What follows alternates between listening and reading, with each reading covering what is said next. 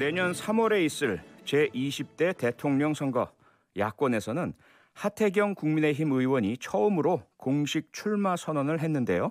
지금부터 만나보겠습니다. 의원님 안녕하세요. 예, 교원님 오랜만입니다. 네, 잘 지내셨죠? 예, 열심히 살고 있습니다. 네, 대선 출마를 공식 선언하셨습니다. 예. 대선 출마 결심을 하신 이유, 출사표라고 할까요? 간단하고 명료하게 좀 밝혀주시죠.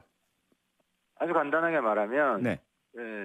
우리 대한민국 미래가 억압받고 있다. 아하. 리더십을 바꾸지 않으면, 근본적으로 바꾸지 않으면 네. 이 억압받는 미래, 이 문제를 해결할 수 없다. 아하. 대한민국이 더 나락으로 떨어질 것이다. 뭐 이런 문제의식인데요. 네. 그래서 제가 이제 시대 교체라는 슬로건을 들고 나왔습니다. 시대 교체요? 네. 예, 시대 교체가 필요하다. 아하. 그러니까 여야 교체만이 아닌 넘어서서 뭔가 더 커다란 교체라는 생각이 드는데 시대 교체의 의미 조금 좀 설명해 주실까요? 그러니까 이제 왜 제가 꼭 돼야 되느냐? 네. 저만이 대한민국 미래가 지지하는 후보고 하하. 다른 후보들은 과거형 후보다 아, 네. 하는 건데요. 네. 이제 이런 확신이 든 이유는 제가 이제 재선 때부터 네. 한 4, 5년 동안 우리 2030 청년들과 아주 긴밀하게 소통하면서 이제 국가의 비전과 정책들을 만들어 왔는데 네. 그동안 그 이전 정부부터 그 흐름이 그랬지만 문재인 정부 들어서는 정말 극악하게 청년들 기회의 문을 닫고 꿈을 포기하게 만들고 이게 사실 세상이 다 아는 얘기예요. 지금 세대를 다 N4 세대라 그러잖아요. 네. 그런 말 계속 있었죠. 예. 취업도 포기하고 결혼도 포기하고 네. 이제는 내 집 마련도 포기하고 특히 문재인 정부 들어서 취업의 문이 극히 좁아졌고 네. 그 결혼도 안 하고 애도 안 낳고 거기다 급기야 내 집 마련도 포기했어요. 네네. 그래서 청년들이 거의 다 지금 엄청나게 많은 청년들이 일하는 것보다는 코인 시장에 매달려 있잖아요. 네네. 대한민국의 노동윤리라든지 예. 일반적인 그 직업윤리가 완전히 무너져 있거든요. 네, 의원님. 그런데 지금 예. 사실 청년의 어려움과 위기에 대해서 해결책을 제시한다는 분들은 모든 대권 주자들이 다 포함되는 것 같은데요. 말은 그렇게 하죠. 말은요. 그러면 예, 하태경 말은 의원님만의 독특한 하태경 의원님만이 미래를 책임질 수 있다고 말씀해 주셨는데 좀 간략하게 그 독특한 이유가 뭐죠? 두 가지라고 생각하는데 진리는 단순한 데 있는데 예. 가장 큰 게 성장 체념론과 일자리 체념론이에요. 네. 그러니까 어느새 우리 사회에 저성장은 불가피하다. 있는 돈 잘 나눠 쓰자. 그리고 네. 일자리를 새로 만드는 것도 사실상 불가능하다. 아하. 그냥 돈 주는 거로 때우자. 네. 이런 게 굉장히 보편화돼 있어요. 예. 그래서 최근 한 6개월 한번 보세요. 대권 후보들 논쟁 지점이 기본소득이냐, 안심소득이냐, 공정소득이냐, 이게 있는 돈 쓰는 거예요. 네. 근데 한 보세요. 돈을 많이 써야 되잖아요, 그러면. 예. 많이 쓰려면 많이 안 벌고 되냐고요. 많이 벌려면 경제가 성장 안 하고 되냐고요. 네네. 그러니까 완전히 대립되는 거예요. 성장은 안 된다고 해놓고 돈 많이 쓰는 이야기만 하는 이 현실 자체가 부조리하다고 생각하지 않으세요? 네, 하나는 성장 동력을 만들어내겠다. 또 하나는 뭐죠? 두 가지라고 말씀하셨는데. 그리고 성장 복지 대립론이에요. 네. 이거는 보수도 책임이 있는데 아하. 복지하겠다 그러면 퍼주기 하지 마라. 파퓰리즘이다 비판만 했지. 네. 어떻게 실질적으로 복지를 확대할 거냐. 이런 이야기는 보수 쪽에서 안 하고 네. 진보 쪽에서는 이제 성장만 이야기하면은 그 복지하지 말자는 말이냐 이런 식으로 대치기를 해요. 네네. 근데 사실 진보 쪽에서도 복지를 많이 하려면은 성장을 많이 해야만 지속 가능한 복지가 되는 거잖아요. 네. 그러니까 이런 단순한 진리에 대해서 왜곡된 논쟁들을 하고 있는데 우리 사회는 거기에 홀려가지고 아하. 이 문제의 본질을 못 봤다는 거죠. 알겠습니다. 네. 여쭤볼 질문들이 너무 많아서요. 일단 하태경 네. 의원님께서 미래를 위해서 성장과 복지를 함께 견인하겠다라는 것으로 이해를 하고요. 네. 공약들을 좀 살펴봤습니다. 그중에 가장 좀 관심을 끌만한 공약이 검찰총장 직선제 그리고 법무부 폐지입니다. 상당히 혁신적인 공약인데요. 설명 좀 해주시죠. 안 그래도 오늘 추미애 전 대표가 출마 선언을 했던데요. 네. 사실 추미애 전 장관 같은 법무부 장관이 필요합니까? 저는 추미애 장관이 가장 여실히 법무부가 필요 없는 데구나 하는 걸 보여준 것 같은데요. 네. 그 법무부 하는 일을 제가 쭉 살펴보니까 한 90%가 검찰 감독이에요. 근데 이것도 모순되지 않습니까? 검찰 독립을 이야기하잖아요. 네. 검찰 독립을 이야기하면은 왜 법무부가 필요합니까? 검찰 독립만 잘 시켜놓으면 되지. 네. 그래서 예. 그 문재인 정권 때 사실 그 이전 정부 때도 검찰하고 갈등이 있었습니다. 박근혜 정부 때도 최동욱 총장이 쫓겨났잖아요. 그랬죠. 노무현 정부 때도 검찰하고 큰 충돌이 있었어요. 네, 매 정권마다 그렇죠. 예. 있었어요. 네. 그러니까 그런데 이 정부 내에서는 거의 2, 3년간 검찰 개혁만 부르짖었습니다. 네. 그래놓고 아직까지도 검찰 개혁 이야기를 하잖아요. 네. 그러니까 근본적인 문제가 권력이 검찰 장악하려는 거예요. 말로만 검찰 독립을 이야기하고. 네. 그래서 제가 이 문제를 보니까 검찰 독립을 제도적으로 보장할 방법은 딱 한 가지밖에 없다. 인사권을 네. 권력에서 뺏어와서 국민들한테 줘야 된다는 거죠. 아, 그게 검찰총장 직선제군요. 그렇죠. 네. 그러면은 물론 이걸 하게 되면 또 다른 문제가 발생하겠지만 포퓰리즘 적어도 문제가 검찰 독립은 네. 제도적으로 완전히 보장이 되고 네네. 제가 이제 이걸 비판하는 분들이 있을 수 있다고 보는데 예. 검찰 독립에 다른 대안을 한번 내놔보시라는 거예요. 이 제도 자체를 비판하기 전에 네. 검찰 독립의 다른 대안을 가지고 한번 경쟁을 해보자. 네. 근데 아무도 지금 대안을 내놓지는 않잖아요. 아하. 제가 한 가지만 질문드리겠습니다. 앞서 네? 법무부의 역할 중에 상당 부분이 검찰 감독이라고 하셨는데 네. 사실은 그 외에도 소년 사법 문제도 있고요, 보호 관찰 문제도 있고, 교정 관리 문제도 있고요. 상당히 심각한 범죄의 예방과 또 사후 처방에 대한 업무들이 많은데 이건 어떡하죠? 법무부 폐지해 버리면? 그러니까 말씀하신 대로 이제 크게 두 가지 추가 업무가 있더라고요. 그러니까 교도 관리, 아까 네. 소년원들이 다 교도소 관련된 거니까요. 네, 보호 관찰도 그리고 있고요. 예, 네. 보호 관찰도 마찬가지고. 네. 그리고 이제 출입국 관리. 네. 두 개가 있는데 이거는 법제처랑 통합하면 됩니다. 법제처와 통합이요?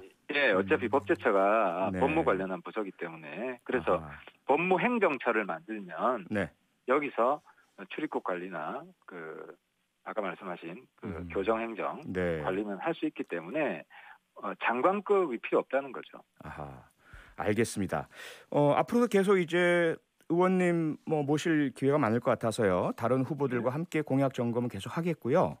네. 최근 그 정치 현안 관련해서 윤석열 전 총장의 X파일 여기에 대해서 의원님께서 불법 사찰일 가능성이 높다 이렇게 말씀하셨죠.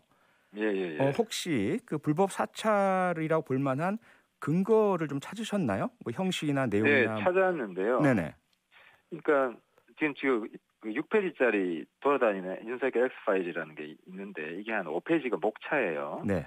근데 이제 이 내용들 이제 목차 제목들을 제가 검색을 해봤어요. 예. 그러니까 이게 만약에 그 언론에 나왔던 거, 네. 인터넷에 떠돌아다니는 정보를 모아놓은 거라면 검색하면 나와야 되잖아요. 그렇죠. 검색하면 안 나와요. 아, 그런가요? 예. 그러면 검색하면 안 나오는 그 사생활 부분이거든요. 아, 예. 사생활 부분인데 검색해서 안 나온다. 그러면 여기에 접근할 수 있는 거는 네. 누군가가 조사를 했다는 거예요. 아하. 우리 사회에서 조사할 수 있는 건 크게 두 주체인데 네. 정부나 언론이에요. 그죠? 야당은 이렇게 야당도 언론을 부탁해서 하든지 이렇게 하지. 협력을 할 수 직접 있겠죠. 조사를 네. 직접 조사를 못 하거든요. 그 정도 인력이 없습니다. 네. 이 정도 전국에 망이 있고 그 프라이버시에 대해서 알아낼 수 있는 역량이 있는 데는 정부밖에 없어요. 아하. 이 정보가 그럼 출처가 정부라는 거죠. 그런데 개인정보는 정부라도 네. 접근하면 안 되잖아요. 그러니까 불법 사찰이라고 볼 수 있는 거죠. 네, 목적 외로 사용하면 안 되죠. 개인정보보호법 위반이죠. 아니 그러니까 네. 이건 프라이버시 조사도 하면 안 돼요. 그러니까요. 자, 개인정보라는 그러면 거는 주민번호라든지 가족 이력이라든지 이게 네. 이제 등록된 거고 네네. 이 개인의 사생활에 대한 거는 등록된 게 아니죠. 아하, 권력 예. 밖의 영역이잖아요. 그 혹시 사생활의 영역이라고 말씀하신 것이 어떤 것인지는 좀 말씀해 주실 수 있나요? 종류. 이거 있잖아요. 네. 지금 제가 검색해 보니까 어디 커뮤니티 일부가 떠요.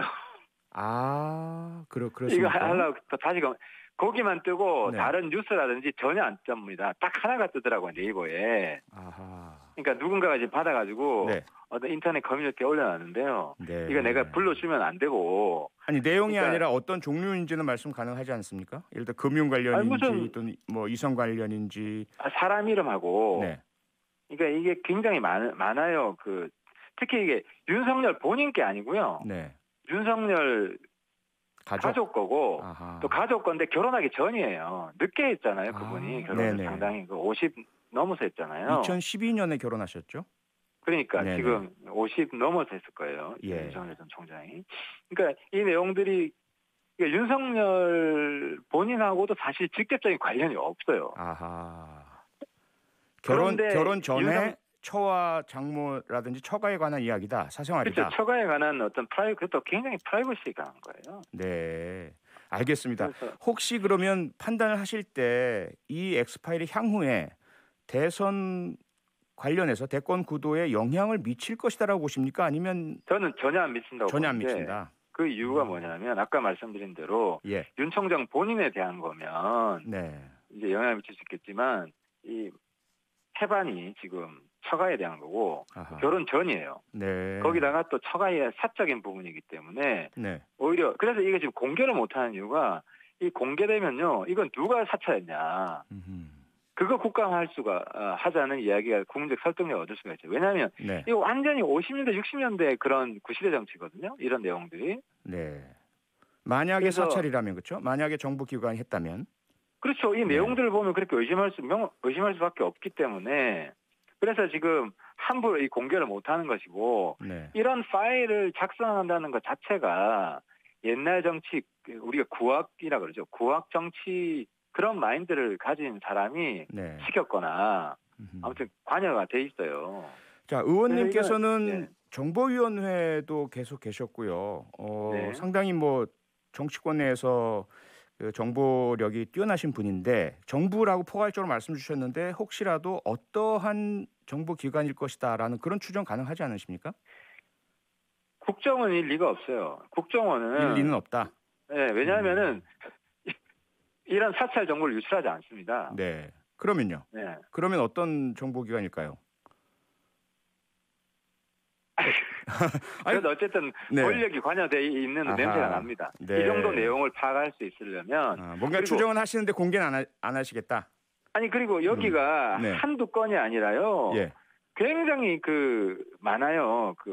건수들이 내용들이 굉장히 뭐 거의 종합 백과 보듯이 아하. 이런 거를 종합 정리해낼 수 있는 예. 단위는 네. 그 권력의 중추에 가까운 연결된 그런 사람이 네. 관여돼 있지 않으면 이런 정보를 종합 정리해내기가 좀 쉽지 않을 것 같아요. 네네. 뭐 파일을 보지 않은 입장에서 의원님 말씀만 듣고 제가 어떤 그림 그리기가 대단히 어려운데요. 아마 청취자 여러분들도 마찬가지이실 것 같고 만약에 의원님 말씀처럼 그다지 공적인 의미가 없는 것이라면 상당히 이것은 불필요하고 있어서는 안 되는 그런 소란 행위 아닌가라는 생각이 드는데 앞으로 잘 정리가 되길 바라고요. 그러니까 대한민국 네. 민주주의 발전 과정에서 공사 구분이 굉장히 중요한 원칙 중에 하나가 됐거든요. 그렇죠. 그래서 그 유명한 그렇죠. 내 아내를 버리란 말입니까? 네. 네, 우리 국민들이 노무현 전 대통령 그런 절규에 다 동의한 거 아닙니까? 네네.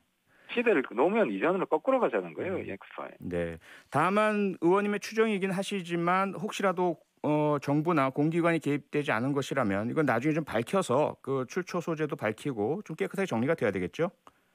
그렇죠. 사실 네네. 이 작성자 추적에 들어가야 돼요. 네. 누가 작성하는 거잖아요. 네. 알겠습니다. 그렇게 하려면 뭐 고소라든지 고발로 인해서 수사가 들어가야만 아마 추적이 가능할 것 같은데 이후 전개 과정 계속 지켜보도록 하겠습니다. 네. 네, 의원님 다음에 다시 한번 모시고요. 오늘 말씀은 여기까지 듣겠습니다. 고맙습니다. 네, 감사합니다. 지금까지 하태경 국민의힘 의원이었습니다. 평일 저녁 6시 5분에 여러분을 찾아갑니다. MBC 라디오 표창원의 뉴스 하이킥.